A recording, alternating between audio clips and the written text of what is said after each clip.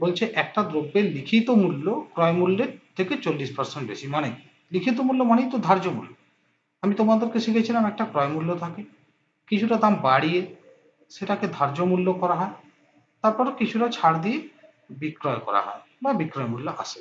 ঠিক আছে, বলছে লিখিত মূল্যটা ক্রয় মূল্যের থেকে 40% বেশি। তার মানে কি, ক্রয় মূল্যটা যদি 100, তাহলে যেটা লেখা আছে বা ধার্য মূল্যটা 140 কিনা বলো, 40% বাড়িয়ে লিখি, 40% বাড়িয়ে লিখি। একটা দ্রব্যের লিখিত মূল্য ক্রয় মূল্যের 40% বেশি, মানে ন্যাচারালি ক্রয় মূল্য যদি 100, তাহলে নিশ্চয়ই 40 টাকা বাড়িয়ে সে একটা স্টিকার লাগিয়ে রেখেছে, সেটা 140 টাকা দিয়ে। বলছে কত টাকা ছাড় দিলে তার 12% লাভ হবে। তাহলে লাভটা কত? 12%। লাভ সবসময় ক্রয় আর বিক্রয় মূল্যের উপরে হয় না। তাহলে লাভ, ক্রয় মূল্য যদি 100 হয়, বিক্রয় মূল্য নিশ্চয়ই 112 হবে, তবেই না তার 12% লাভ হবে। ঠিক কিনা? এই চক্রটা দেখো সবাই বুঝতে পারছো কিনা। আবার বলছি, একটা ক্রয় মূল্য থাকে, একটা ধার্য মূল্য থাকে, কিছুটা বাড়িয়ে ধার্য মূল্য নির্ণয় করা হয়, তারপর সেটাকে কিছুটা ছেড়ে বা কিছুটা ছাড় দিয়ে বিক্রয় মূল্য আসে। এখানে বলছে যদি 100 টাকায় কিনেছে, 40% বেশি লিখেছে, মানে ধার্য মূল্য লিখেছে 140, দিয়ে তার আদতে লাভ হবে 12%। তাহলে ক্রয় মূল্য যদি 100 হয়,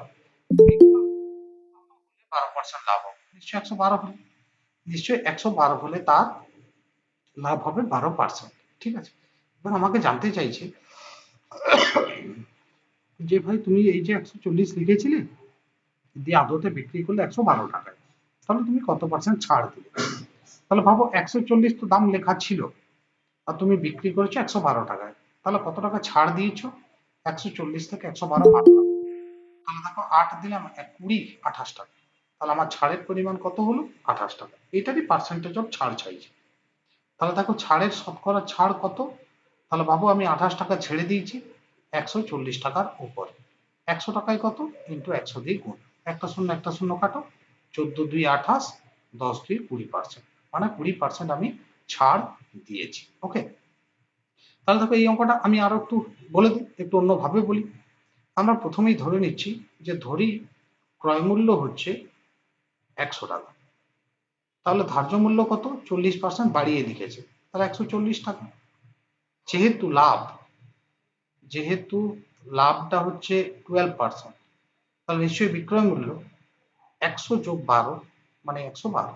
ঠিক, এরপর ভাবো যে যেহেতু এখানে ধার্য মূল্য লেখা ছিল 140 টাকা, আদতে বিক্রি করছি আমি বা বিক্রয় মূল্য হচ্ছে 112 টাকা, তাহলে কিছুটা ছাড় দিয়েছি। কতটা ছাড় দিয়েছি? 28 টাকা। এই যে ছাড়টা দিলাম সেটার শতকরা পার্সেন্টেজ বলেছে। তাহলে 140 টাকা লেখা ছিল, আমি 28 টাকা ছাড় দিয়েছি, তাহলে শতকরা কত ছাড় দিয়েছি? 28 টাকা ছাড় দিয়েছি 140 টাকার উপরে। 100 টাকায় কত? তাহলে 100 দিয়ে গুণ, শূন্য মূল্য কাটো, 14 2 28, 10 2 20%। তাহলে আমাদের ছাড়ের শতকরা হার কত? না 20% হয়ে যাবে অঙ্কটার অ্যান্সার। দেখো অপশন সি।